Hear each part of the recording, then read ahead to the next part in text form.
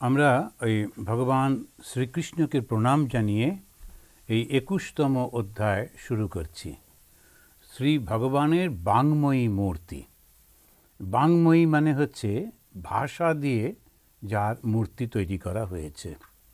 তো সেই ভগবান শ্রীকৃষ্ণ এবং যিনি শ্রী বিষ্ণুর অবতার, তো বিষ্ণুই কৃষ্ণরূপে এসেছেন, তাকে আমরা প্রথমে প্রণাম জানিয়ে শুরু করব। কৃষ্ণায় বাসুদেবায় হরয়ে পরমাত্মনে প্রণতক্লেশনাশায় গোবিন্দায় নমো নমঃ। হে কৃষ্ণ করুণা সিন্ধু দীনবন্ধু জগৎপতে গোপীশ গোপিকা কান্ত রাধাকান্ত নমস্তুতে।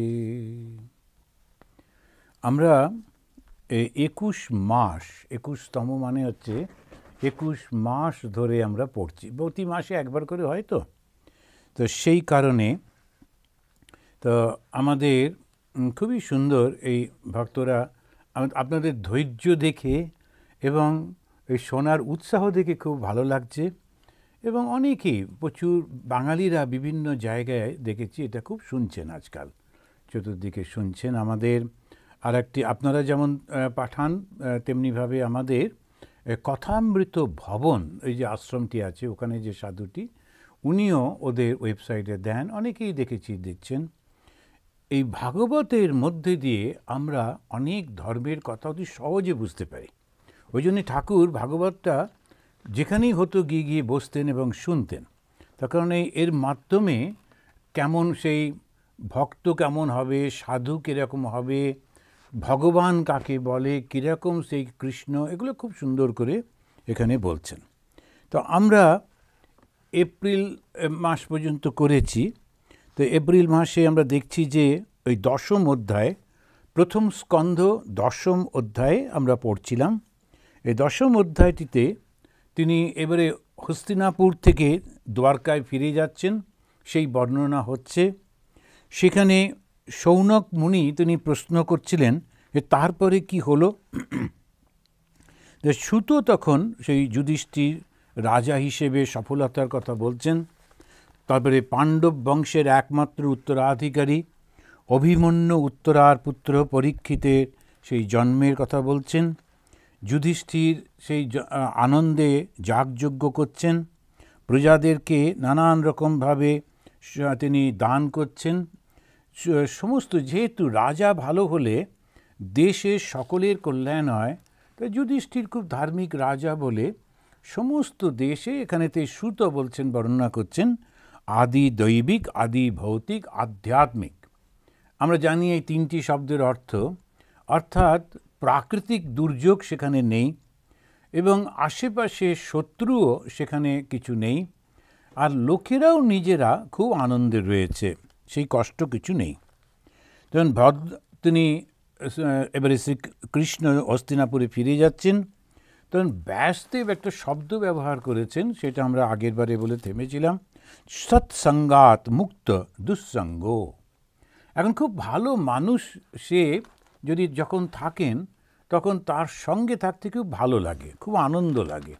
এবং তিনি চলে গেলে তখন বোঝা যায় যে ও তিনি ছিলেন বলে এত আনন্দ হচ্ছিল।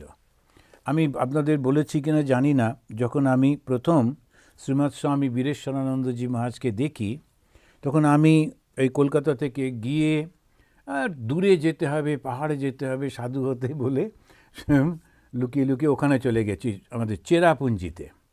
তো চেরাপুঞ্জি খুব নির্জন, খুব সুন্দর জায়গা বটে, কিন্তু ওখানে মহারাজও খুব ভালোবাসতেন। তারপরে উনি বললেন, দেখো এই চেরাপুঞ্জিতে তো কোনো কিচ্ছু নেই, তুমি যদি জপ না করো তো থাকবে কি নিয়ে? সারাক্ষণ বৃষ্টির মধ্যে কান ঝলাপালা হয়ে যায়, লোকজন কোথাও কেউ নেই। তারপরে স্কুলে যে আছে ওই বাচ্চারা আসে, স্কুল থেকে চলে যায়, শুনশান একেবারে। তো জপ না করতে পারলে থাকা যাবে না। আর বীরেশ্বরানন্দজির কাছে যদি একবার খবর যায় যে ওই ছেলেটি সাধু হবে, উনি বলতেন 1 বছর পরে দীক্ষা দেবো। সেই জন্য এখনই ডিক্লিয়ার করো না যে তুমি এখনও তো ঠিক নেই, চুল টুল একদম কেটে ফেলো না, এমনি এমনি গিয়ে দীক্ষাটা নিয়ে আসো। তো দীক্ষা কেন না, কাছাকাছি ওইখান থেকে আসামে উনি এসেছিলেন, জায়গাটার নাম হচ্ছে শিলচর। তো আমি আবার সেই শিলচরে গিয়ে উপস্থিত হলাম। শিলচরে গিয়ে আবার সেইখানেতে উনি শিখিয়ে দিয়েছিলেন, বলবে যে গুরু সেবা করব। তো আমি গিয়ে ওনার যিনি সেক্রেটারি ছিলেন সেই মহারাজকে বললাম। তো উনি বললেন, আচ্ছা বেশ, কী আর সেবা করবে, তুমি বরঞ্চ মহারাজ চা খেলে ওই কাপটা ধুয়ে দিও। তো ওই সেবাটুকু করতাম, ছোট্ট কাপ আর ছোট্ট একটা প্লেট, আর ওই অল্প অল্প করে চা খেতেন। তো ওইটাই মাঝে মাঝে আমি ধুতাম আর পাশে পাশে ঘুরতাম, ছাতাটা নিয়ে নিয়ে যেতাম, এইসব করতাম। তো থাকা এবং খাওয়া খুবই কষ্টকর ছিল, অত লোক এই ছোট্ট আশ্রমের মধ্যে। তো আমাকে থাকতে দিছিল একটা স্টোর রুমের মধ্যে, সেখানে ওই চাল টাল সব রয়েছে, তার মধ্যেই একটা খাট পেতে থাকতাম। একেবারে কষ্ট অনুভবই হলো না। যখন ওই মহারাজ চলে গেলেন, যখন প্লেনে উঠে, এরপরে যখন আশ্রমে ফিরে এলাম, তখন মনে হলো আশ্রমে সব রয়েছে, লোকেরাও রয়েছে, সব কিছু, কিন্তু কিরম যেন শূন্য এবং একটা দুঃখবোধ আসছিল। তো এইটা থেকেই এই প্রসঙ্গটা করতে গিয়ে মনে পড়ছিল সৎসঙ্গাত। যখন একজন মানুষ, যিনি সৎ মানুষ থাকেন, যিনি ঈশ্বরের নামে আনন্দে মগ্ন হয়ে থাকেন, তার ওই উপস্থিতি সবাইকে আনন্দিত করে রাখে। কিন্তু লোকেরা বুঝতে পারে না, ভাবে আমরা সবাই মিলে বেশ আনন্দে, কিন্তু উনি চলে গেলেই সেইটি অনুভব করে। তাই এখানে খুব সুন্দর করে বলা হচ্ছে মুক্ত, সৎসঙ্গাত মুক্ত দুঃসঙ্গ। দুঃসঙ্গ মানে দুঃখর মানে অনুভব হচ্ছে। তো এইবারে শ্রীকৃষ্ণ তিনি তাঁর সমস্ত লোকজন যারা সেই উদ্ধব, সাত্যকী, এই যাদবদের সঙ্গে চলেছেন, যারা এখানে বর্ণনা করছেন খুব সুন্দর করে, যে কেউ যখন চলে যায়, যখন ফিরে যাচ্ছেন, তখন কাঁদতে নেই, কাঁদলে অমঙ্গল হয়। তাই যারা কুলো নারী যারা রয়েছেন, তারা কিছুতেই কাঁদতে পারছেন না, প্রচণ্ড একটা মানসিক কষ্ট দলা পাকিয়ে রয়েছে গলার কাছে, কিন্তু প্রকাশ করতে পারছেন না, চোখের জল ফেলতে পারছেন না, কেননা তাতে অমঙ্গল হবে বলে। সেই জন্যে কিন্তু তাদের দৃষ্টিটা ঝাপসা হয়ে যাচ্ছে, আর তারা ফুল ছুঁড়ছেন, ফুলের পাপড়ি ছুঁড়ছেন, আকাশ ঢেকে গেছে, কৃষ্ণ চলেছেন। ব্রাহ্মণেরা তারা আশীর্বাণী উচ্চারণ করছেন। রাজা তিনি বলেছেন, রাজা যুধিষ্ঠির, তাই 10 রকমের বাজনা বাজছে, এবং এইবারেতে ধীরে ধীরে কৃষ্ণ গিয়ে রথের উপর উঠছেন। তার সঙ্গে তার চারপাশে তার বন্ধুরা রয়েছে, তার ভক্তরা রয়েছেন, তারাও মহাবীর। তো খুব সুন্দর দেখাচ্ছে, যেন মনে হচ্ছে ইন্দ্র তিনি অন্য দেবতাদের সঙ্গে করে চলে যাচ্ছেন। এই রকম যখন চলছে, তখন ভক্তেরা নিজেদের মধ্যে আলোচনা করছেন। তা এইখান থেকেই কয়েকটি শ্লোকে বড় সুন্দর করে ভগবান কৃষ্ণের আসল রূপটি তুলে ধরা হচ্ছে। তাই ভাগবতে এইখানেতে এই 10ম অধ্যায় শ্রীকৃষ্ণ সম্পর্কে বড় সুন্দর করে উনি বলতে গিয়ে বলছেন, প্রথম স্কন্ধ 10ম অধ্যায় 21 নম্বর শ্লোকে বলছেন, সবৈ কিলায়ম পুরুষ পুরাতন य एक आसीद अविशेष आत्मनि अग्रे गुणेभ्य जगतात्मनि ईश्वरे निमीलितात्मन निशि सुप्त शक्तिषु। কৃষ্ণ কে, এই প্রশ্নটা করা হচ্ছে। তখন কেউ বলেননি, জিজ্ঞেস করেননি, কিন্তু কারো কারো মনের মধ্যে এই চিন্তাটা উঠেছে, আচ্ছা ইনি কে, কেন এরকম করা হচ্ছে এনাকে। তো আমাদের এই যে এতে গ্যাঞ্জেসে রিট্রিটে যখন যাই, তখন ওখানে ওই পড়শি একটি ছেলে, আমেরিকান ছোট্ট ছেলে একটি আসে। তো ওর খুব অবজারভেশন, তো ওর নাম হচ্ছে আলেকজান্ডার। কিন্তু যখন জিজ্ঞেস করা হয় তোমার নাম কি, বলে জেন্ডার।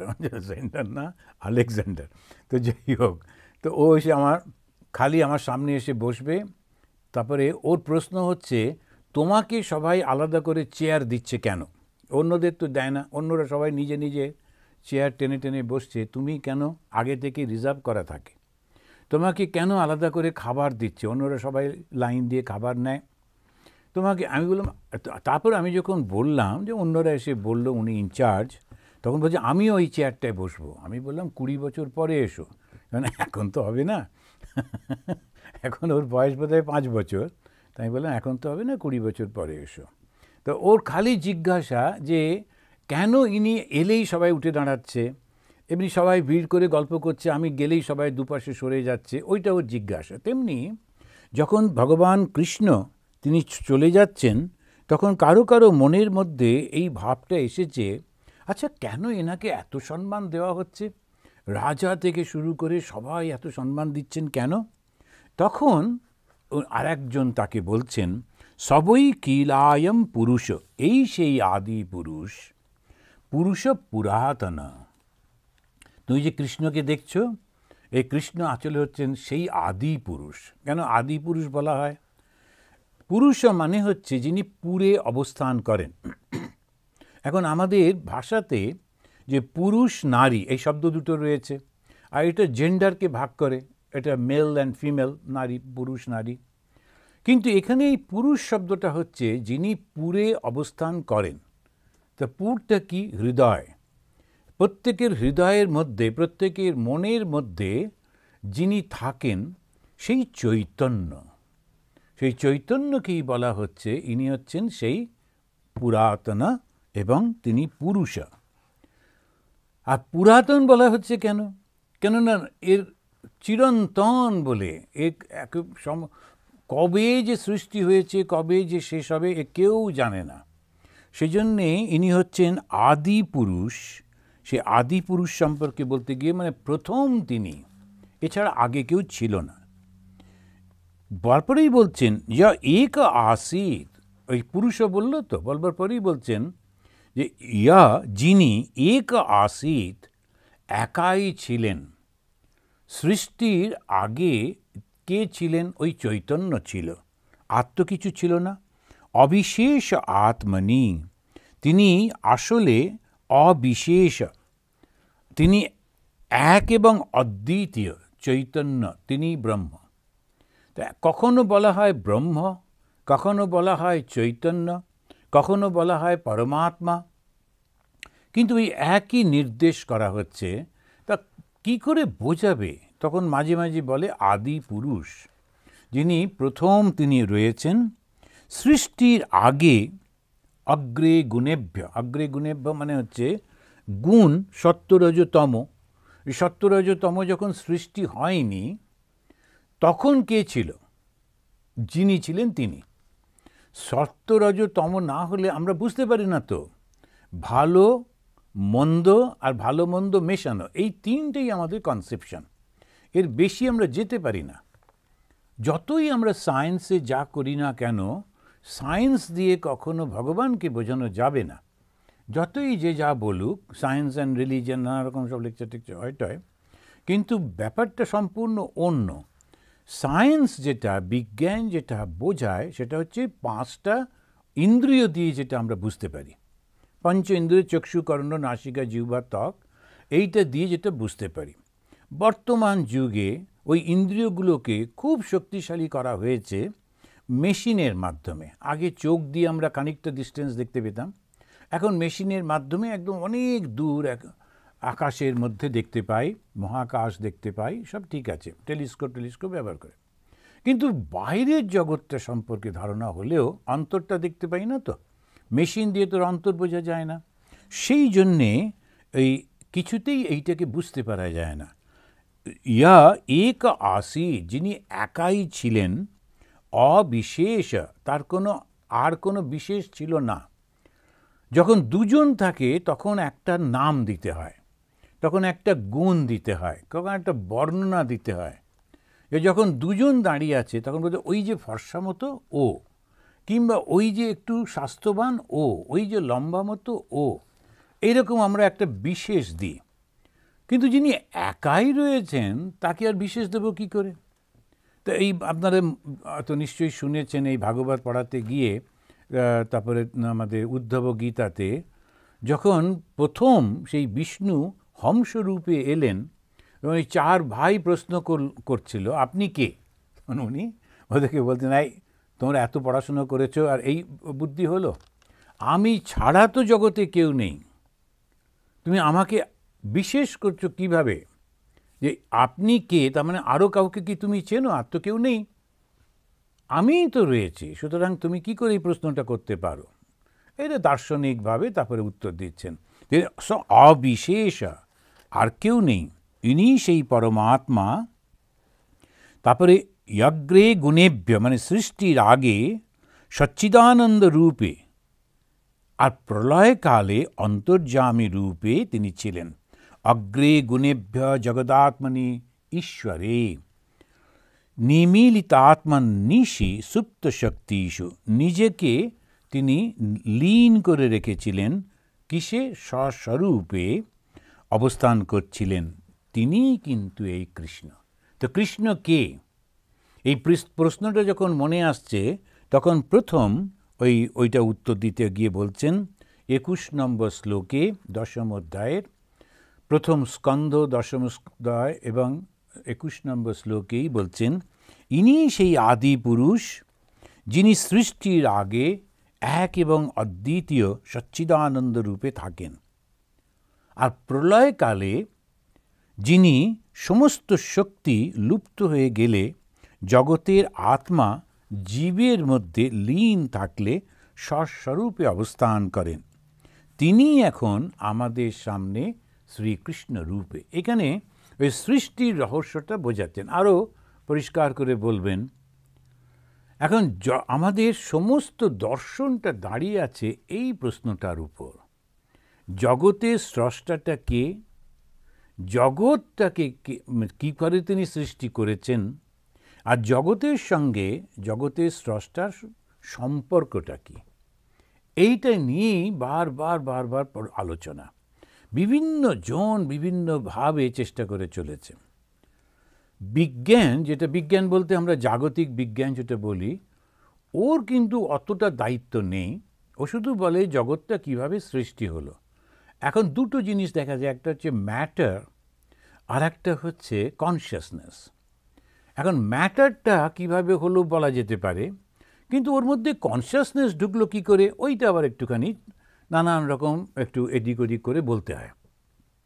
কেন কিছুতেই কেউ বলতে পারছে না যে সত্যি তো সূর্য থেকে একটা অংশ ভেঙে গিয়ে সেই ছুটে ছুটে এসে তারপরে যে বিশাল একটা অংশ সে সেই হলো সেই হলো, তারপরে যখন ঠান্ডা হলো সেখানে জল হলো এবং জলের পরে এরকম করে এসব নানা রকম হলো টলো বলা যাচ্ছে। কিন্তু প্রাণটা কি করে এলো? এবারে যখন প্রাণ এলো তখন প্রাণের মধ্যে এত বৈচিত্র্য কেন? এবং বৈচিত্র্য যদি হলোই বা মানুষে মানুষে এত বিভেদ কেন? একই বাড়িতে দুই ভাই, এক ভাই কত ভালো আর এক ভাই এত নিষ্ঠুর কেন? এই নানান প্রশ্নে মানুষ বলে, না জাগে যাক, ছেড়ে দাও, আর দরকার নেই, একটু খেয়ে দিয়ে ভালো করে থাকলেই হবে। এখন সেই কারণেতে বেশিরভাগ লোক আর ধর্মের দিকে বলে, না না ঠিক আছে, ওই পর্যন্ত হবে, আছেন তো ভগবান আছেন, সব দেখছেন তোমাকে এত কিছু করতে হবে না। আর ঠাকুর বললেন যে তুমি আম খেতে এসেছো, আম খাও। এটা একটা অসাধারণ কথা বললেন। কেন না কিছুতেই ওর একেবারে গোড়ায় পৌঁছানো যাবে না। কেননা যিনি আমাদের স্রষ্টা তিনি আমাদের যখন সৃষ্টি করেছেন তখনই একটা জিনিসে কমতি রেখে দিয়েছেন। সেটা কি? সেটা হচ্ছে ওনাকে জানলে আর মুখ খুলতে পারবেন না। আর যতক্ষণ ওনাকে না জানছেন কমপ্লিটলি পুরোপুরি, ততক্ষণ এই জিজ্ঞাসাটা থেকে যাবে। সুতরাং জিজ্ঞাসা থাকবেই। কেন? উত্তর যে মুহূর্তে পেলেন সেই মুহূর্তে আপনার এমন অবস্থা হলো, আপনি উত্তরটা পাবার পর ফিরে এসে যে কাউকে বোঝাবেন এই বলেছিলাম না, ওইটাই সেই, ওইটা আর হবে না। কেন? আবার শ্রীরামকৃষ্ণদেবের গল্প। তিনি বলছেন নুনের পুতুল সমুদ্র মাপতে গিয়েছিল। কথাটা লক্ষ্য করে দেখুন, নুনটা তৈরি হয় সমুদ্রের নোনা জল থেকেই। এবারেতে স্রষ্টাকে সমুদ্র, সৃষ্টিটা কি? নুনের পুতুল। এবারে নুনের পুতুল কি করলো? স্রষ্টাকে জানবার জন্যে সমুদ্রে ডুব দিল। কি হলো? এবারে সে আবার সমুদ্রের মধ্যে মিলিয়ে গেল। কে এসে খবর দিবে, তখন ঠাকুর তাঁর সেই বাঁকুড়ার ওই ভাষাতে বলছেন, কিন্তু কে এসে খবর দিবেক দয়হস্যই বয়েকার ক, দিবেকটা কে, মানে কে দেবে, অনেকটা সাঁওতালি ভাষার একটু স্টাইল আছে, তো কে দিবেক, সুতরাং দেবেটা কে, আমাদেরও সেই দশা হয়েছে, তার কী করতে হবে এখন, এটা আমরা সেই জন্য ঋষিরা তারা ওইটা জানবার পর যখন ব্যক্ত করছেন তখন কিছু কিছু উদাহরণের মাধ্যমে বলছেন, পরিপূর্ণভাবে এইটাই সেইটা বলতে পারছেন না, কেন বলতে গেলেই যে কতগুলো সার্কামস্ট্যান্সেস দরকার হয় সেটা তো নেই। আমরা বলি ভগবান লাভ করা, লাভ মানেই হচ্ছে কোনো কিছু ছিল না সেটাকে পেলাম, কিন্তু ওটা ভুল কথা। ভগবান হয়ে যাওয়া, যখনই আমরা কোনো কিছু পাই, মানে সেই যেটা আমার নিজের অন্তরের মধ্যে অলরেডি রয়েছে সেইটাই শুধু প্রকাশিত হয়ে ওঠে। এবারে সেইটাকে পাবার কি চেষ্টা, সাধনাটা কি, ওই মনের ধুলোকণাগুলোকে পরিষ্কার করে ফেলা। মনের ধুলোকণাটা কি, এই জগতের বাসনা। এই জগতের বাসনাটা যেই চলে যাবে তখন কি হবে, যা তুমি সেইটাই তুমি হবে, এই পরিষ্কার একেবারে। এখন সেইটার জন্যেই এই এত কিছু। এখন কৃষ্ণ সম্পর্কে বলতে গিয়ে বলছেন, এই যে ভগবান তুমি এই যে কৃষ্ণ দেখছো ওই যাচ্ছে, ও আসলে কে জানো, উনি হচ্ছেন সেই আদি পুরুষ। ওই আদি পুরুষ তিনি এই সমস্ত করেছেন। তো কীভাবে তিনি করেন, কোথায় থাকেন না, যখন সৃষ্টির আগে তিনি একলা ছিলেন, আবার সৃষ্টি যখন ধ্বংস হয়ে যায় তখন এই পুরো জগৎ তার মধ্যে লীন হয়ে যায়। আর সেই লীনটা কেমনভাবে থাকে, তার ইচ্ছা রূপে থাকে। ইচ্ছা রূপে সে ওর মনের মধ্যে থাকে, সেটাকেই বলা হচ্ছে বীজ। বীজ মানে একটা সিড। ওই সিডটা আমাদের সৃষ্টির সিড যেটা, সেটা হচ্ছে ইচ্ছা। যেই মুহূর্তে ইচ্ছা হলো অমনি সমস্ত শুরু হয়ে গেল। তা ভগবান সৃষ্টি স্থিতি প্রলয়কর্তা, তাকে দেখতে পাওয়া অতি কঠিন, কিন্তু দেখো দয়া করে তিনি শ্রীকৃষ্ণ রূপে আমাদের সামনে এসে দেখা দিয়েছেন। তো এইটাই ওদের খুব আনন্দ করে ওরা বলছেন, একজন আরেকজনকে বলছেন। আবার দ্বিতীয় 22 নম্বর শ্লোকে শ্রীকৃষ্ণ কে বলতে গিয়ে বলছেন, স এব ভূয় নিজ বীর্য চেদিতাম।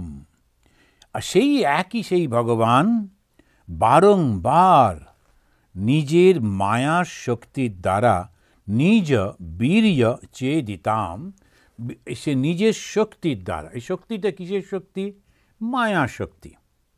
এটা বেদই বলছে যে শক্তিটা হচ্ছে মায়া। ভগবান আমাদের শঙ্করাচার্য তিনি এই মায়া শব্দটাকে ব্যাখ্যা করেই তিনি সৃষ্টির কথা বললেন। তা মায়াটা কীরকম, কার্যানুমেয়া, কার্যতে অনুভব করা যায়, কিন্তু এটাকে ব্যাখ্যা করা যায় না, কিছুতেই ব্যাখ্যা করা যায় না।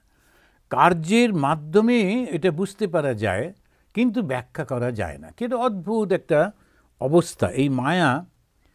আমরা খালি মনে করি যে এইটা হলেই আমি খুব খুশি হব, আবার যেই সেটা করলাম তখন দেখা গেল হলো না, তখন মনে হলো আর একটা হলে খুশি হব, কিছুতেই ওটা যায় না। সেই জন্য এই যে একটা গল্প ছিল না ছোটোবেলায়, যে একটা লোক ওর যে গাধাটাকে চালাবে, কিন্তু কিছুতেই গাধাটা নড়বে না, ভীষণ দাঁড়িয়ে থাকে। তো লোকটা ওকে মেরে টেরে কিছুতেই কিছু হচ্ছে না দেখে তখন ও কী করবে, তখন ওকে একটু খেতে দিল। গাধাটা খেতে খুব ভালোবাসে, তো ওই যখন ওকে কোনো একটা কিছু খেতে দিয়েছে সামনে, ও টকটক করে খাচ্ছে, এবারে খাওয়াটা আর একটু দূরে ছুঁড়ে দিয়েছে, এবারে গাধাটা গিয়ে গিয়ে খাচ্ছে। তখন ও একটা যন্ত্র আবিষ্কার করলো। ও কী করলো, মাছ ধরার একটা ছিপ সেটাকে নিয়ে ওই একটা ফল সামনে টাঙিয়ে, একটা গাধার যে খাবার সেটা সামনে টাঙিয়ে পিঠের উপর বসে থাকলো, আর গাধাটা সামনেই ফলটাকে খাবার জন্যে বারবার ছুটে ছুটে চলেছে, আর ও চলেছে, তো কিছুতেই ফলটা খেতে পাচ্ছে না, কিন্তু ও মনে করছে এক্ষুনি পেয়ে যাব, গাধাটা মনে করছে এক্ষুনি পাবো, সামনেই রয়েছে, আর ও ছুটে ছুটে চলেছে। আমাদেরও ঠিক তেমনিভাবে এই প্রকৃতি বলে তুমি যদি এমনি করো না দারুণ ভালো হবে, এমনি যদি করো আরও ভালো হবে। আমরা সমানে করে চলেছি, কিন্তু কিছুতেই কমপ্লিট হচ্ছে না। সেই ছোটোবেলায় বাবা মা বললেন পড়াশুনো করো, আনন্দে থাকবে, যা ইচ্ছা সব করতে পারবে। ও করাটার পর দেখা গেল না, তো হলো না। তারপরে ঠাকুমা এসে বললেন বিয়ে থা করো, দেখবি আনন্দে সুখে। আবার বিয়ে থা করে আর এক উৎপাত, এই করে মরে নানান রকম করতে করতে জীবনের শেষ প্রান্তে এসে বুঝলাম যে আসলে ওই গাধার সামনে যে খাবারটা ঝুলছিল, আমার সামনেও আনন্দকে ঝুলিয়ে রেখে দিয়েছে, দিয়ে কে যেন আমাকে চালাচ্ছে, আর আমি ওই আনন্দ লাভ করবার জন্যে সমস্ত কিছু করে চলেছি। কিন্তু এরপরেতে আর বাইরের দিকে না তাকিয়ে এবারে ভেতরের দিকে তাকাতে হবে আনন্দের জন্যে। সেই আনন্দটা কি? ওই ভগবানের যে মায়া, যে শক্তি, যেটা আমাকে বারংবার প্রলোভিত করে ছুটিয়ে ছুটিয়ে নিয়ে চলেছে, ওইটাতে না গিয়ে ভগবানকে বলতে হবে আমি তোমাকেই চাই। আবার শ্রীরামকৃষ্ণদেবের সেই গল্প, তা একটা লোক এসে দেখছে একটা লোকের একটা হাঁড়ি রয়েছে, তাতে একটু জল রয়েছে, আর একজন এসে একটা সাদা কাপড় নিয়ে এসে বলে এটাকে লাল করে দাও, ওই হাঁড়িটার মধ্যে ডোবালো আর তুললো, লাল হয়ে গেল। আরেকজন এসে বললো এটাকে হলদে করে দাও, ও এরকম ডোবালো, হলদে হলো। এরকম করছে, আর ও বসে বসে লক্ষ্য করছে, ওই একই হাঁড়ি একই জল, তার মধ্যে ডোবাচ্ছে আর ওইটা হচ্ছে। সবাই চলে যাবার পর ওই লোকটা নজর পড়েছে, এই তুমি কোন কালার চাও, কী রং চাও? বলে আগে না, আপনি যে রঙে রেঙেছেন, অর্থাৎ যে জ্ঞান আপনার লাভ হয়েছে, আমি ওই জ্ঞানটাই চাই, তাহলে তো আমি সব রঙই পাবো, যখন ইচ্ছা যে কালারটা ইচ্ছা। তাই ভগবানকে লাভ করলে সব পাওয়া যায়, সেইটি শেখাবার জন্যে এই ধর্মটা। কে শেখান? ওই ভগবানই শেখান। কেন শেখান? ওনার ইচ্ছা। উনি জগৎ সৃষ্টি করেন, উনি প্রলোভন তৈরি করেন, উনি জ্ঞান সৃষ্টি করেন, উনি শিক্ষক পাঠান, পাঠিয়ে তারপরে যদি শিক্ষকরাও না পারে নিজেও আসেন, এসে শিক্ষা দেবার চেষ্টা করেন, করে বলেন যে তুমি ওই লোকটাকে চাও, যে লোকটা ইচ্ছা মাত্রই বিভিন্ন রং সৃষ্টি হচ্ছে। তো ভগবানের সৃষ্টিতে মধ্যে না গিয়ে ভগবানকে পেয়ে গেলেই সবটা মিটে যাবে। তাই ঠাকুর বললেন যে তোমরা এই সৃষ্টিটাকে নিয়ে এত মাথা ঘামিও না, ভগবানকে লাভ করো, যা চাও তাই পাবে। স এষ এব ভূয় নিজ বীর্য চেদিতাম সজীব মায়াম প্রকৃতিম শ্রীসৃক্ষতিম। শ্রীসৃক্ষতিম মানে হচ্ছে সৃষ্টির ইচ্ছায়। এখন সৃষ্টি কেন হয়? ইচ্ছার জন্যে হয়। খুব সুন্দর করে এই শব্দটা ব্যবহার করলেন, একটা সংস্কৃত শব্দ, শ্রীসৃক্ষতিম, সৃষ্টির ইচ্ছা।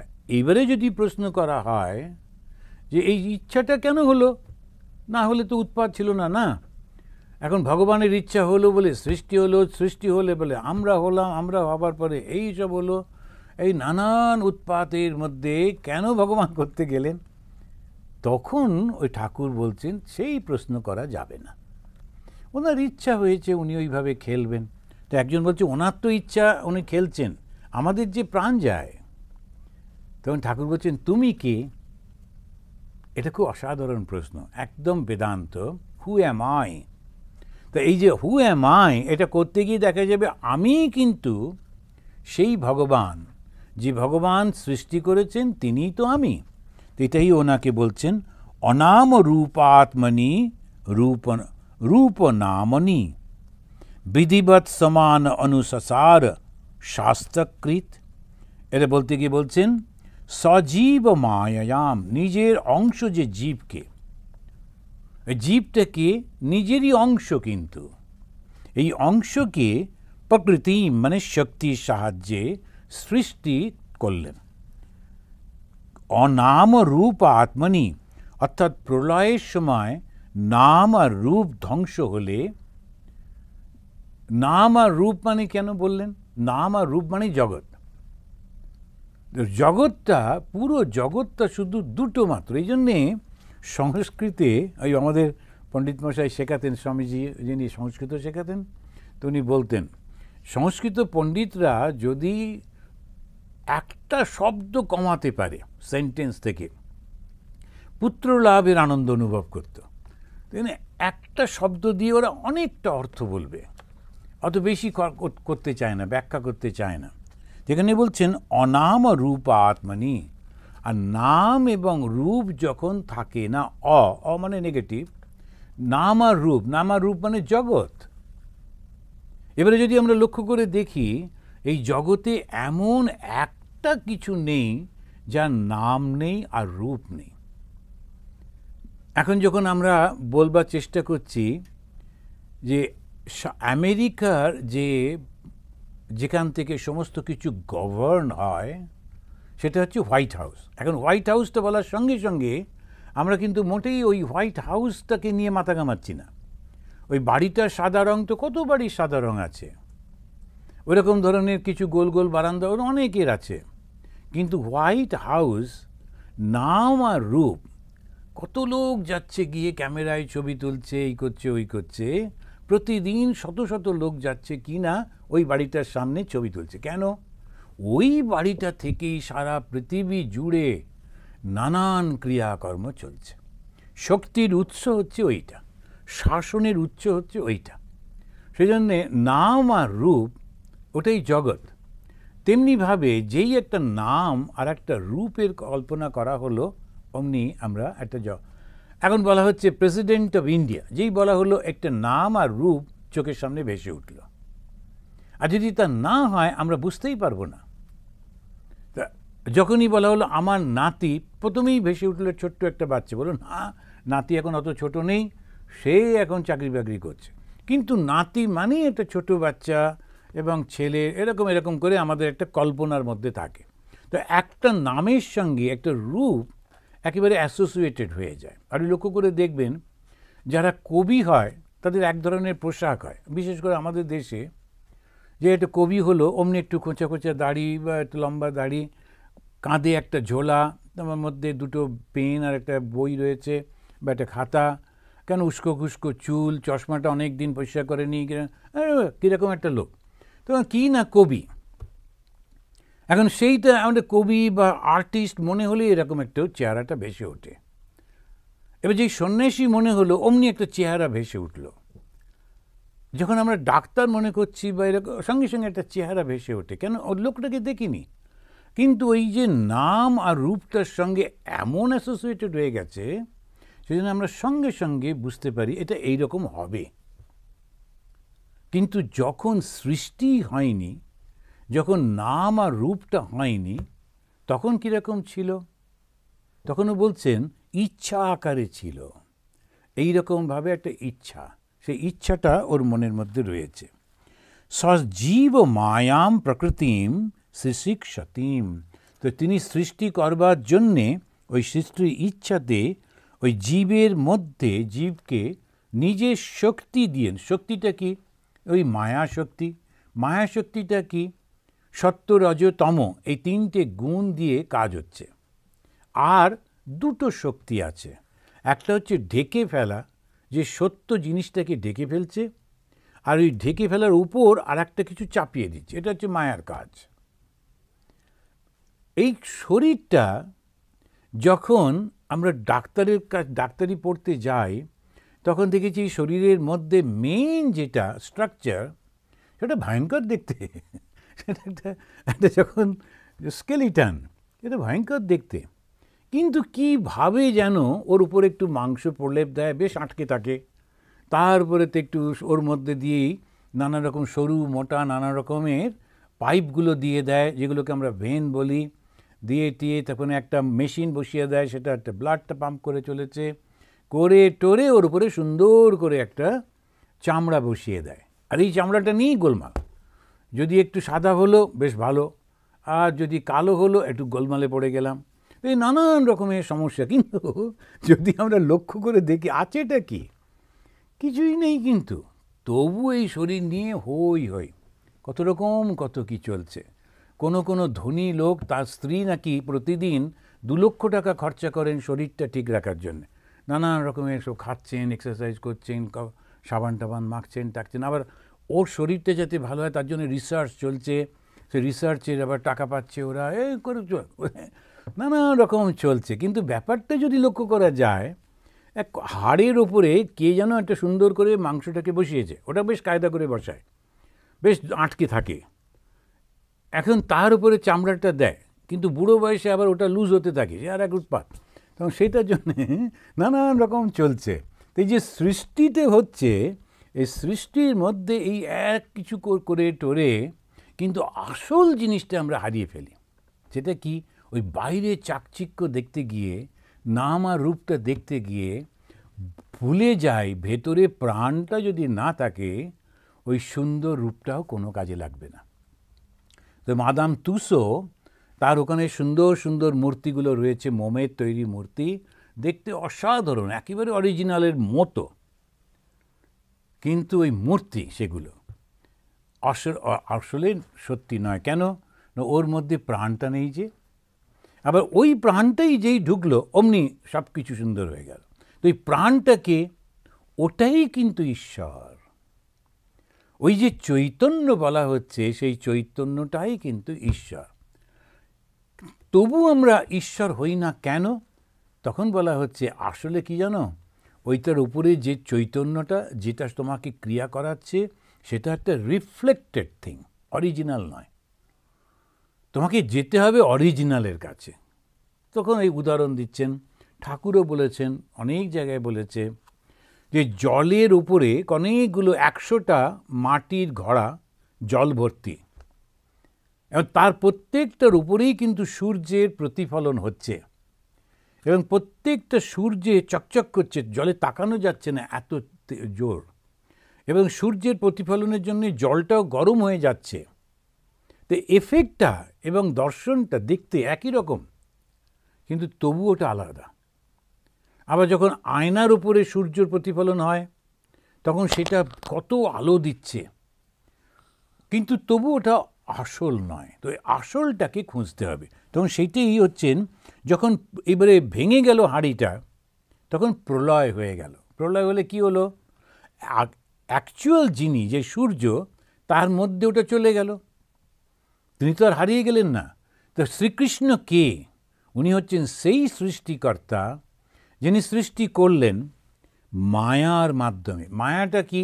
ওই মোহিত করে রাখে, কিন্তু আসলে বাস্তব নয়, দেখে মনে হয় যেন সত্যি, কিন্তু আসলে সত্যি না। তো এই মায়ার তিনি বিবিধ সমান অনুসার শাস্ত্রকৃত। এবারে কেন করলেন এইটা? বললেন ওই যে জীবটা না, ওই জীবের কতগুলো কর্ম দিয়ে দিলেন, কর্ম দেবার পর কর্মের ফল দিলেন, এবং সেই ফল এবং সব কিছু বোঝাবার জন্য শাস্ত্র তৈরি করে দিলেন। যে শাস্ত্রতে বললেন যে দেখো, ভগবানের নাম যদি করো তাহলে তোমার মনটা শুদ্ধ হবে, আর তারপরে ভগবানের নাম না করলে মনটা অশুদ্ধ হবে। অশুদ্ধ হলে এই সমস্ত এফেক্ট হবে, কষ্ট হবে। শুদ্ধ হলে প্রথম দিকে কষ্ট, কিন্তু শেষের দিকে কেউ আনন্দে থাকবে। এই সমস্তগুলো কে বলল? ওই শাস্ত্রই বলে দিয়েছেন। এই শাস্ত্রটা কে বলেছে? যিনি আমাকে সৃষ্টি করেছেন, তিনিই দিয়েছেন। তা কেন এইটা? আমাকে সৃষ্টি করলেন, করে আমার কর্মফল ঠিক করলেন, করে তারপরে শাস্ত্রও দিলেন, দিয়ে শিক্ষকও পাঠাচ্ছেন, তারা মহাপুরুষরা এসে আমাদের শেখাচ্ছে, সবটা কেন? তখন ওই রবীন্দ্রনাথ বলছেন যে খেলিছ এ বিশ্ব লয়ে। এখন এই যে শিশু, তিনি, তার খেলার ইচ্ছা হয়েছে, কেন খেলছেন সেটা তার নিজের ইচ্ছা। সৃষ্টি তিনি সৃষ্টি করছেন, গড়ছেন, ভাঙছেন। এই সত্যটা যেই জেনে গেল, তখন কিন্তু আর সৃষ্টির কষ্টটা তার মধ্যে থাকে না। এইটাই হচ্ছে আসল। এখন ওই ছোট্ট বাচ্চা মেয়েটা যখন পুতুল নিয়ে খেলে, তখন কিন্তু পুতুলের দুঃখটাও তার মনের মধ্যে থাকে। এই পুতুলটা কান্নাকাটি করছে, ওই পুতুলটার অসুখ হয়েছে, ও খেলতে যেতে পারছে না, এই পুতুলটা এক্ষুনি খাবে, ওর খিদে পেয়েছে। আমরা বুঝতে পারছি না, কিন্তু ওই বাচ্চাটা বুঝতে পারছে। কেন না? ওই সৃষ্টিটা ওর মনের মধ্যে, ও নিজের সৃষ্টিটাকে ওই পুতুলগুলোর উপরে চাপিয়েছে, চাপিয়ে পুরো সংসার একটা হচ্ছে। এটা দুষ্টু, ওর সঙ্গে এসে লড়াই করছে, এখানে তেই হয়েছে, ওইখানে পুরো ঘটনাগুলো কেউ নিজে সৃষ্টি করে ওর মধ্যে রয়েছে, কিন্তু গোলমালটা হলো ওই বাচ্চাটির হাত থেকে কোনো কিছু পড়ে গেলে এবার ও কাঁদবে, বা ওর মনের মতো না হলে ও দুঃখ পাবে, কিন্তু এই যে স্রষ্টা, ওর ওটা হবে না। সমস্ত জগৎটা সৃষ্টি করলেন, করে তার মধ্যে নিজের শক্তিটাকেও দিলেন। সেই শক্তিটা কিভাবে কাজ করছে, ওই সূর্যের যেমন আলো রিফ্লেকশনে কাজ করে তেমনিভাবে করছে। অর্থাৎ তিনি সৃষ্টি সব কিছু করার সত্ত্বেও তার সঙ্গে কিন্তু জড়িয়ে থাকলেন না। তা তিনি জীব তৈরি করে তার মধ্যে চৈতন্য রূপে প্রবেশ করলেন, তারপরে জীবকে কর্মফল ভোগ করতে দিলেন, তার জন্য তিনি বেদ সৃষ্টি করলেন, এবং সেই জন্যেই ভগবানকে বলা হয় শাস্ত্রকৃত। শাস্ত্রকৃত মানে যিনি শাস্ত্র সৃষ্টি করেছেন। শাস্ত্রকে সৃষ্টি করতে পারে যিনি সত্যকে জানেন, তিনি কেবলমাত্র শাস্ত্র সৃষ্টি করতে পারে। শাস্ত্র কিন্তু সাহিত্য না। আমরা যখন একটা সাহিত্য সৃষ্টি করতে পারি, একটা গল্প সৃষ্টি করতে পারি, কবিতা সৃষ্টি করতে পারি, আর শাস্ত্র হচ্ছে অনুভব, সেই অনুভবটা ব্যাখ্যা করে। অ্যান্ড সেই জন্যে ওই শাস্ত্র যিনি করতে পারেন, কার অনুভব? ভগবান ছাড়া আর কার অনুভব হবে? তাই আমি আমাদের কথামৃতটাকে আমি বলি পঞ্চম বেদ। বেদ মানে জ্ঞান, বেদ মানে শাস্ত্র। যখনই আমরা শাস্ত্র শব্দটা উচ্চারণ করি, আমরা মনে করি শাস্ত্র মানে হচ্ছে বেদ। কেন? ওই যে জ্ঞানটা ঋষিদের হৃদয়ে ওটা উদ্ভাসিত হয়েছিল, ও নিজেরা বানায়নি। ওরা যখন পবিত্র হৃদয়ে একটা চিন্তা করছে, তখন এক একটা জ্ঞান উদ্ভাসিত হচ্ছে, আর সেইটাকে ওরা সঙ্গে সঙ্গে শিষ্যদেরকে শোনাচ্ছেন। শিষ্যরা আবার তার পরবর্তী শিষ্যদের এবং কোথাও লিখে লিখে রাখছেন পরবর্তীকালে। ওই হচ্ছে যেটা উদ্ভাসিত সত্য, সেটাই হচ্ছে জ্ঞান। তো ভগবান শ্রীরামকৃষ্ণ স্বয়ং যে কথাগুলো কথামৃতে বলছেন, তার মধ্যে অনুভব দ্বারা সত্য। আমরা ব্যাখ্যা করছি বটে, কিন্তু তার অনুভবের সত্য, সেই অনুভব সত্য বলেই সেটা হচ্ছে শাস্ত্র। তাই আমি কথামৃতটাকে পঞ্চম বেদ বলি। এখন এই শ্রীকৃষ্ণকে, তিনি হচ্ছেন নিজের মায়ার শক্তির দ্বারা এই জীবকে সৃষ্টি করছেন, জীবের সৃষ্টি করে জীবের কর্মফল সৃষ্টি করছেন। কর্মফল যাতে সে ভোগ করে এবং ভোগ থেকে বেরোতে পারে, কষ্ট থেকে বেরোতে পারে, তার জন্য শাস্ত্র সৃষ্টি করছেন, করে সমস্ত কিছু দিয়েছেন। কেন না তার ইচ্ছা। তা ভগবান যখন নিজের মধ্যে প্রবেশ করলেন, উনিও তো আটকে গেলেন না, ওইখানটাতেই আসল। তিনি সৃষ্টি করেছেন মায়ার শক্তি দিয়ে, যেন সৃষ্টি করেছেন। তাই এই যে সৃষ্টি সম্পর্কে বলতে গিয়ে শঙ্করাচার্য বলছেন যে অ্যাজ ইফ ঈশ্বর নিজেকে অবতার হচ্ছেন, যেন হচ্ছেন, সত্যি সত্যি না, যেন অবতার হচ্ছেন। ভগবান শ্রীরামকৃষ্ণদেব, তার গলায় ক্যান্সার হয়েছে, তার শরীরটা একেবারে দুর্বল হয়ে গেছে, এত দুর্বল যে এক পাশ থেকে আর এক পাশ ফেরাতে দুজন লোকের দরকার হচ্ছে। এই রকম একদিন সৃষ্টির মা দেখছেন সেই লোক ওই সিঁড়ি দিয়ে, সিঁড়িগুলো আপনারা যারা যারা গেছেন তারা জানবেন, কাশীপুর উদ্যানবাটিতে একটা করে প্রায় 12 ইঞ্চি উঁচু উঁচু সিঁড়ি, 12-13 ইঞ্চি, একদম আগেকার দিনের তো এখন উঁচু উঁচু, সেই সিঁড়ি দিয়ে দুমদুম করে ছুটে ছুটে নেমে পুরো মাঠটা ছুটে গিয়ে কী সব করে আবার দৌড়ে দৌড়ে ফিরে এসে আবার টুক করে বিছানায় শুয়ে পড়লেন। মা পেছন পেছন এসে বললেন, এটা তুমি? তখন বলছে, ও তুমি দেখে ফেলেছো, কাউকে বলো না। এই ছেলেরা মানে হচ্ছে বিবেকানন্দ, ব্রহ্মানন্দ, তারা সব প্ল্যান করছে যে ওই গাছটা খেজুর গাছ, ওতে নতুন হাঁড়ি ঝুলিয়েছে, রস হয়েছে, আমরা একদম ভোরবেলায় গিয়ে ওই রসটা পারবো এবং খাবো। এই যে ওইগুলো তখন আমাদের গ্রামে গঞ্জে এরকম করতো। ওই গাছের তলায় একটা কালকেউটে আছে, যদি ওদের কামড়ে দেয় আমি গিয়ে সাপটাকে তাড়িয়ে দিয়ে এলাম। এখন যে মানুষটার এত কষ্ট যে ডাক্তারকে বলছে তুমি আমাকে সারিয়ে তুলতে পারবে তো, এখন এইসব বলছেন, ডাক্তারও বলছে না না আপনি চিন্তা করবেন না, আমি দেখছি এসব হচ্ছে, কিন্তু আসলে কিছুই নেই। তা সেইটাই হচ্ছে মায়া। আমরা কি এরকম পারবো? আমরা তো পারবো না। কিন্তু এটা ভগবান শ্রীরামকৃষ্ণ তিনি ওই গলায় এরকম ক্যান্সার, এরকম কষ্ট এরকম দেখাচ্ছেন, কেন করেছেন? উনি বলছেন এর একটা কারণ আছে। কারণটা কি? যারা সত্যি সত্যি ভগবানকে ভালোবাসে তারা ওকে ত্যাগ করে যাবে না। আর যারা ভগবানের কাছে আসে কিছু পাওয়ার জন্যে, এই আমার মামলাটা ভালো হয়ে যাবে, অমুকটা পাবো তমুকটা, ওরা থাকবে না। ও যে এই লোকটা নিজেই এত কষ্ট পাচ্ছে, ও আবার আমাদের কী করবে, ওরা তখন অন্য জায়গায় চলে যাবে। তো সেই জন্যে উনি বলছেন যারা আসলে ঠিক ঠিক ভালোবাসে না ওরা সব চলে যাবে, আর যারা ভালোবাসে ওরা থাকবে। তো এইটাকেই প্রমাণ করবার জন্যে উনি বলছেন যে সব কিছু করছেন কিন্তু তিনি নিজে ওর মধ্যে ইনভলভ হচ্ছেন না।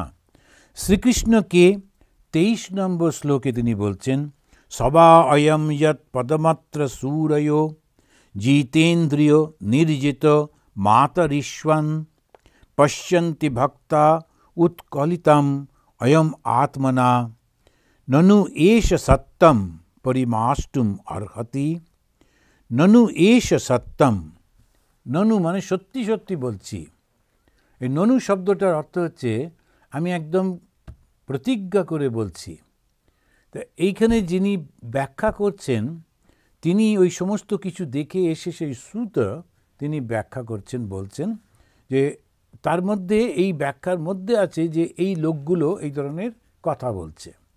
তা সেখানে বলছেন আমি সত্যি বলছি, এই মনটা শুদ্ধ না হলে ভগবানকে পাওয়া যায় না। আর মন শুদ্ধ করবার আসল লোক যিনি, তিনি এই কৃষ্ণ। তা কৃষ্ণ কে? তখন বলতে গিয়ে বলছেন যে এই সেই ভগবান যাকে পাবার জন্যে যোগীরা তারা শ্বাস প্রশ্বাস সংযত করে সেই মাতার ঈশ্বন, ওরা বলতেন মাতার ঈশ্বন মানে হাওয়া। তো হাওয়া মানে শ্বাস প্রশ্বাস সংযত করে। তো আমরা যখন ধ্যান করে কেউ, তখন তিনি কি করেন? ওইটাকেই প্রাণায়াম বলা হয়। তা প্রাণ মানে হচ্ছে এই বায়ু, আয়াম মানে সংযম। তো ওই প্রাণায়াম করছেন, সংযম করছেন, তা তিনি আসলে যোগী। আবার জ্ঞানী যারা, তারা জিতেন্দ্রিয়, জিত ইন্দ্রিয়। আমাদের কটা ইন্দ্রিয় আছে? 5টা ইন্দ্রিয়। কি কি? চক্ষু, কর্ণ, নাসিকা, জিহ্বা আর ত্বক। এই 5টাকে যে জয় করতে পেরেছে তিনি হচ্ছেন জিত ইন্দ্রিয়। এখন এই 5টাকে জয় করা, এই যেই জয় করতে পারবে তখন তার মনটা শুদ্ধ হয়ে যাবে। আর পশ্যন্তি ভক্তা উৎকলিতম অয়ম আত্মনা। তা যোগী যারা, তারা যোগের মাধ্যমে, ওই জন্যে বলা হলো শ্বাস প্রশ্বাস সংযত করে মনটাকে শুদ্ধ করছেন, সমস্ত মনটাকে জগৎ থেকে উঠিয়ে আনছেন। জ্ঞানী যারা, তারা বিচারের মাধ্যমে মনটাকে জগৎ থেকে উঠিয়ে আনছেন। আর ভক্তরা কি করবে? তারা ভগবানের ভালোবাসায় বাকি সব ভুলে যাবে। ভগবানের ভালোবাসার জন্যে সমস্ত কিছু ভুলে সেই ভগবানের দিকেই সে শুধু ছুটবে। তো সেই জন্যে ঠাকুর বলছেন যে যখন যে কৃপণ ব্যক্তি, তার অর্থের উপরে, ধনের উপরে যা ভালোবাসা, নিজে খাবে না, কাউকে দেবে না, সে রোজ শুধু একবার করে পয়সাগুলোকে হাত বোলায়, বলে বাহ অনেক টাকা হয়েছে, কিন্তু লাভের লাভ কিছু হলো না। আবার যে খুব একেবারে মা যেমন তার সন্তানকে ভালোবাসে, সন্তানের জন্য নিজে তিনি মৃত্যুবরণ করছেন। যেমন আমাদের তুরিয়ানন্দজি মহারাজের মা, ওকে তখনকার দিনে তো ওই বাগবাজার অঞ্চলেও গ্রাম গ্রাম মতো ছিল, ওই শেয়াল আসত। তো ছোট বাচ্চাকে অনেক সময় তেল মাখিয়ে রোদ্দুরে দেয় যে ভিটামিন ডি যাতে হয়। তো ওকে একটু শুইয়েছে, কোত্থেকে একটা শেয়াল এসে গেছে। তো শেয়ালটা যাতে বাচ্চাকে না কামড়ায়, উনি তাড়াতাড়ি করে বাচ্চাটিকে হাতে করে উঁচু করে নিয়েছেন। তখন এই শেয়ালটা রেগে গিয়ে ওনাকে কামড়াতে শুরু করেছে এবং ওনার মাংস, পা থেকে মাংসগুলো খেয়ে নিচ্ছে, কামড়ে নিচ্ছে। উনি কিন্তু শিশুটিকে উঁচু করে ধরে দাঁড়িয়েই আছেন, আর ছুটতে পারছেন না, যেতে পারছেন না অন্য লোক আসা পর্যন্ত। কিন্তু ওই শেয়ালটা তার ওই পা থেকে মাংস খেয়ে নেওয়ায় পরবর্তীকালে ওইটা মারা গেলেন উনি ওই কারণে। কিন্তু অত কষ্ট সত্ত্বেও সন্তানকে ফেলে দেননি বা ওই শেয়ালের মুখে দিয়ে দেননি। তো এই যে মা যেমন সন্তানকে ভালোবাসে, তার জন্যে সব জগৎ ভুল হয়ে যায়। দেহ এত প্রিয়, সেই দেহ পর্যন্ত ভুলে যাচ্ছে। ধনী যেমন, ধনী মানে ঠিক নয়, কৃপণ যেমন তার অর্থের জন্যে সে সমস্ত কিছু ভুলে যায়, এবং সতী যেমন পতির প্রতি ওই রকম টান হয়। এই তিন টান এক হলে তখন ঈশ্বরকে পাওয়া যায়। এটা ঠাকুর বলছেন এই তিন টান যেটা, সেই ভক্তি যখন হবে তখন কীরকম হবে? এই তিন টান এক। তখন সতীর পতির প্রতি টান, মায়ের সন্তানের প্রতি, আর কৃপণের ধনের প্রতি, এই তিনটি যখন এক হবে সেটা কীরকম হবে? সেইটাই আমাদের পরবর্তীকালে গৌড়ীয় বৈষ্ণব সম্প্রদায় সৃষ্টির সময় চৈতন্য মহাপ্রভু রাধার মাধ্যমে দেখিয়েছেন। রাধা বলে সত্যি সত্যি কেউ ছিলেন কিনা ওটা নিয়ে ডাউট আছে, কিন্তু আরাধিতা ইতি রাধা বলে বলা আছে ভাগবতে। তো যিনি ভালোবাসেন ভগবানকে তিনি হচ্ছেন রাধা। তো তার উপরে বেস করে চৈতন্য মহাপ্রভু একটা চরিত্র সৃষ্টি করলেন, তিনি হচ্ছেন রাধা। এই রাধা তিনি কৃষ্ণকে অত্যন্ত ভালোবাসেন, এবং সেই যুগে তিনি বিবাহিতা নারী, তথাপি যখন ভগবানের ডাক আসতো তিনি ছুটে ছুটে যাচ্ছেন, লজ্জা বা ঘৃণা বা অন্য কিছু সমস্ত কিছু ত্যাগ করে। তো সেই জন্যে রাধা হচ্ছেন সত্যগুণী, তাই জন্যে ও রাধার গায়ের রং সাদা। তা তিনি কি না সত্যগুণী। এই সত্যগুণী বলে তিনি অন্য কোনো ক্রিয়া করতে পারতেন না, শুধু ভালোবাসতেন ভগবানকে। রাধার চরিত্রটা খুব অসাধারণ একটা চরিত্র। আমরা সেটাকে এই জাগতিক নানান রকমের মিক্সড করে, আর ওই গায়করা নানা রকম করে মরে, আর যারা ছবি আঁকে তারাও একবারে জগতের লেভেলে নিয়ে এসছি, কিন্তু তা নয়। রাধা হচ্ছে অত্যন্ত পবিত্র আকর্ষণ ভগবানের প্রতি, সেই হচ্ছেন রাধা। তো তখন বলছেন ভক্তা উৎকলিতম সু অয়ম আত্মনা। এবং এই তিনটে যখন হয়, একজন বিচার করছেন, একজন যোগ সাধনা করছেন, আর একজন তিনি ভক্তির মাধ্যমে জগতের থেকে মনটাকে বিচ্ছিন্ন করছেন। আর যেই জগতের থেকে মন বিচ্ছিন্ন করলেন, মনটা গেল কোথায়? ঈশ্বরে। আর যেই মন ঈশ্বরে যায়, মন শুদ্ধ হয়ে যায়। তো এই শুদ্ধতা দেবার ক্ষমতা কার? ওই ভগবানের। তিনি এই শ্রীকৃষ্ণ রূপে আমাদের সামনে রয়েছেন। তখন ওই প্রশ্নটা হচ্ছে কৃষ্ণ কে? তখন ওই প্রথম একটা বলল, তারপর দ্বিতীয় বলল, তৃতীয় বলল। তো পবিত্র করে দিচ্ছেন যাতে তিনি দর্শন করতে পারেন। সবা অয়ম সখ্যনু গীত সৎকথো বেদেষু গুহ্যেষু চ গুহ্যবাদিভিঃ য় এক ঈশ জগৎ অঙ্গলীলয়া সৃজতি অবতি অত্তি ন তত্র সজ্জতে। এই লাস্ট লাইনে বলছেন সৃজতি সৃষ্টি করেন, অবতি পালন করেন, অত্তি ধ্বংসন করেন, তথাপি ন তত্র সজ্জতে কিন্তু তার মধ্যে লিপ্ত হয়ে যান না। ভগবান শ্রীরামকৃষ্ণদেব বড় সুন্দর করে এটা ব্যাখ্যা করে বলছেন যে সাপের গলাতে বিষ থাকে, কিন্তু তাতে সাপের কোনো ক্ষতি হয় না। অসাধারণ উদাহরণ দিলেন।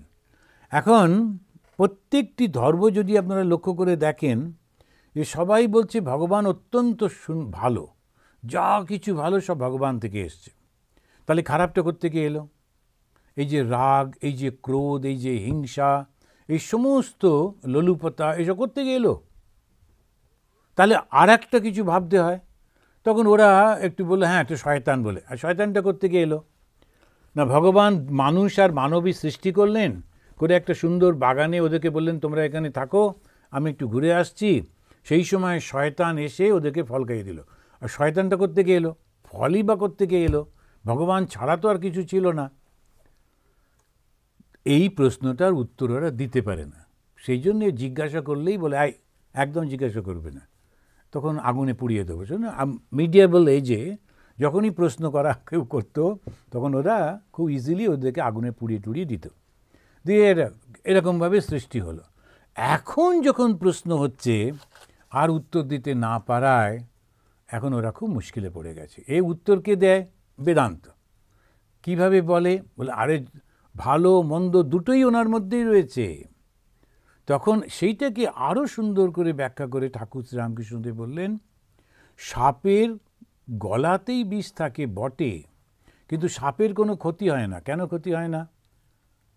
সেটা ওইটাই, সাপের যে সিস্টেমটাই ওই রকম। তা ভগবানেরও ভালো রয়েছে মন্দও রয়েছে, কিন্তু ওনার কিছু হচ্ছে না, না ভালোতে না মন্দতে। উনি সম্পূর্ণ নির্লিপ্তভাবে থাকতে পারেন।